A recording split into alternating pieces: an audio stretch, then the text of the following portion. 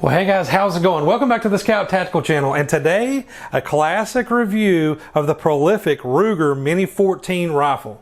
Here we go.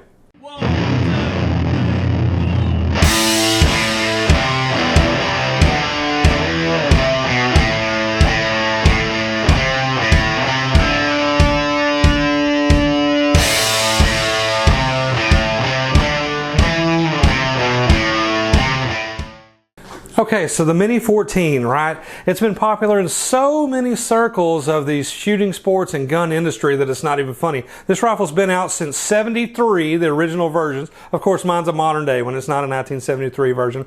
But it's a regular hunting stock style rifle, semi-automatic, magazine fed. There's a few examples in 223, right?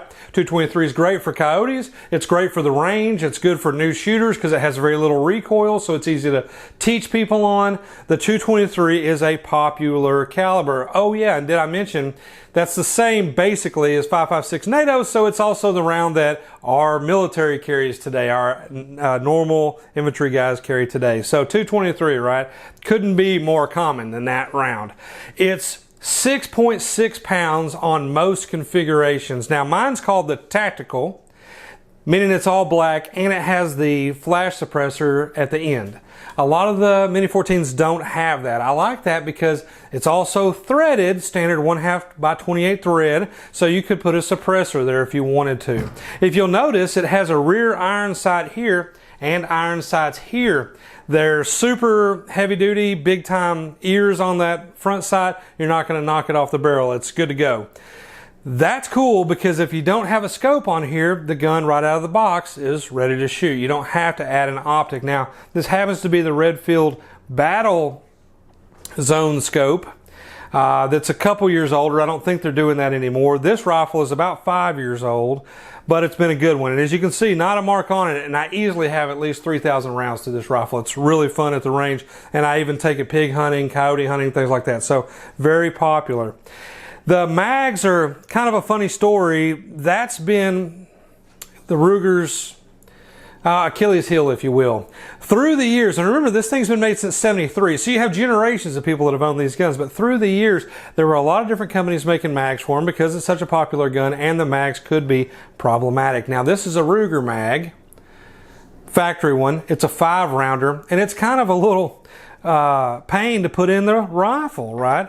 This is a Tapco 30-rounder. This is a factory Ruger 30-rounder, which are the most expensive ones to get, but I bought them because they're quote, quote, more reliable. Now, I will say I have 3 of these Tapcos. I've never had a misfeed in there in any way of a Tapco. So I had a malfunction, but I know that I'm not going to name them, but there are other aftermarket companies that have made Mini-14 mags that are no bueno. So you might want to watch that. The rifle does come with the scope rings. It doesn't need bases. As you can see, the mount is made in, the rings just mount right into the actual receiver itself. It's milled for that. It's already got little spots. So you get free rings with the rifle, as you do with most Rugers. It's kind of one of their selling points, and rings aren't cheap, especially the right ring. When you get this, looky there, the scope does clear the rear sight. The bell does clear the barrel, right? And you have to worry about that on some rifles. So one thing that you'll notice on the table, there's another gun, and it looks kind of like this gun. Well, this is the M1A, right? It's adapted from the M14, which is the military's select fire and fully auto version of the single fire civilian, like this rifle, M1A, right? The M1A, the M14 was made in the 30s. It's adapted, believe it or not, it's adapted from the M1 Garand rifle, which was top fed, not magazine fed, and it was 30-06. Then it became magazine fed in 308. Believe it or not, Springfield's version of the M1A was made in '74. Ruger's original Mini-14 was designed in '73. So this isn't actually a copy of the Springfield rifle, or a variant of. This was actually designed based on the real military M14, designed in the 30s. So as you see, as I just mentioned, it is mag fed right here. Mag fed. It's not beveled or anything high speed right there, but it's mag fed, and it is top action, right? Whereas the AR-15, AR-10 platform, shooting the rounds, the spent brass out of the sides. This is top ejection. Will it work with the scope? Well, of course. They wouldn't make the rings unless you put a scope on if the round would hit here and mess up. And in fact, what they do is the rounds actually are angled ejected and they kind of come out this way. It has hit my scope 1,000 times. It doesn't do anything wrong, but you do hear a little ting when you do that. So it works just fine. As you see, it works instead of with a charging handle in the rear like an AR-15, it has a side charging handle like the M1A. So you rack this back. You can work this with your trigger hand. Some guys work it with their forward hand, and some guys like to come over the top. With a scope, that's hard to do, but an open sight guy totally can do that, right? The hold open is this button right here. You just push that button, right? That button, and it'll hold open. So you just rack it back, push the button, and it's good. Definitely not quite as ergonomic as the AR-15s if you're used to those mechanics, especially when you add like the mag pull bad lever and the trigger guard, something like that, where you can work everything from your trigger guard, but still good to go. Now, the mag release is here. Well, the mag release is here on the M1A. So you see the extreme similarity there. Although this one's pretty thick, this one's kind of thinner. The trigger guard has your safety, as it does in both rifles. You see, forward is fire, back is safety. So that's easy to operate. I love that safety. So cool because you don't have to find the button on the rifle. It's not a lever on the other side like it is on the AR. Although, of course, I can run the AR no problem. But that's a cool safety. You can look and just see. You can feel and see if it's there. You can feel this side and see if it's there. I like that. So even in the dark, especially in a hunting situation, you're good to go there. One thing that you need to know about the rifle is it's no problem, but it's a different mechanic. Whereas an AR-15, you stick the mag in the rifle, right?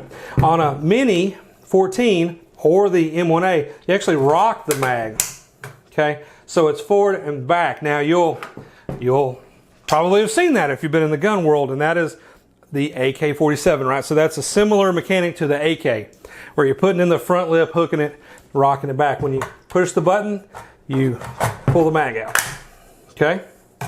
Hard to do with one hand, so that's why I had my other hand. So you actually have to put it in and rock it. It's not just a straight in thing. So that's not as fast or high speed. So for the modern tactical guy, this rifle hasn't held its popularity in the law enforcement world. Now, I said this was popular in law enforcement one time, and by gosh, it was, because it was at a time, especially in the 70s, when some of the AR-15s weren't quite as reliable because of weird barrel twists and weird ammunition and stuff like that was going on because of Vietnam.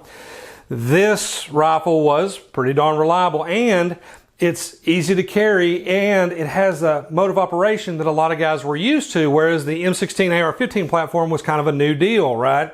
So a lot of your older police guys, they weren't used to something like that, but maybe if they were World War II veterans, they were used to something like this, or they were Korean veterans, they were used to Korean War, they were used to something like this, you know. So the Mini-14 was instantly popular.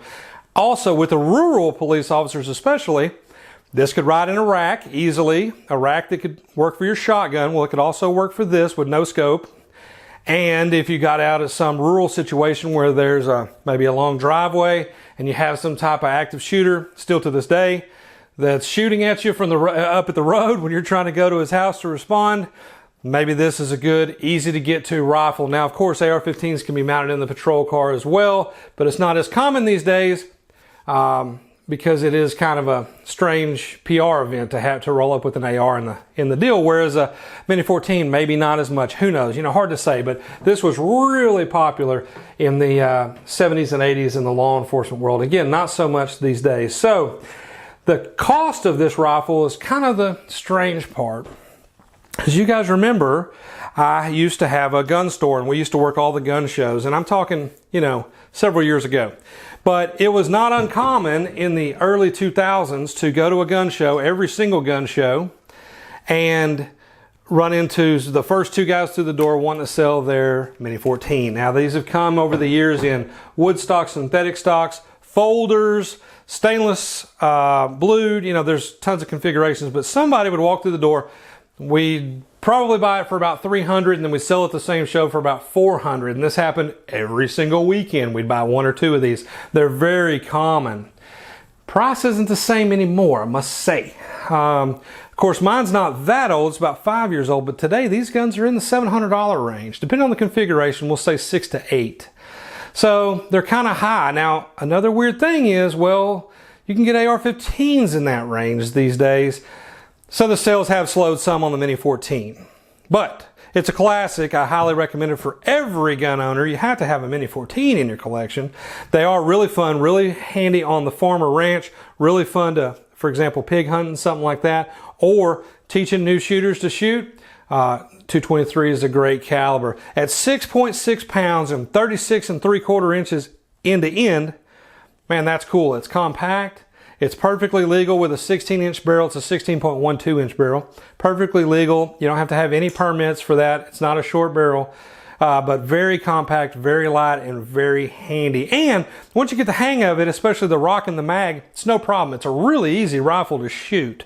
They're reliable today. They are accurate. I didn't mention that, but mine shoots about 3/4 MOA. Hey, no problem. You know, that's good to go for a normal truck gun or something like that, you know, something that I'm not sitting down at a bench rest competition with. That's fine. 3/4 MOA is excellent. So highly recommend the gun, guys. Again, this is the Ruger Mini-14 Tactical, but they make tons of models. Check them out on their website, Ruger.com. Guys, if you haven't subscribed to this channel, I ask you to consider it. Scout Tactical is the original of 3 channels, Scout Tactical, Scout Prepper, and Scout Hunter. We always try to do gun and tac gear reviews. Check us out. Also check us out on the web at scouttactical.com. And as always, thanks for watching.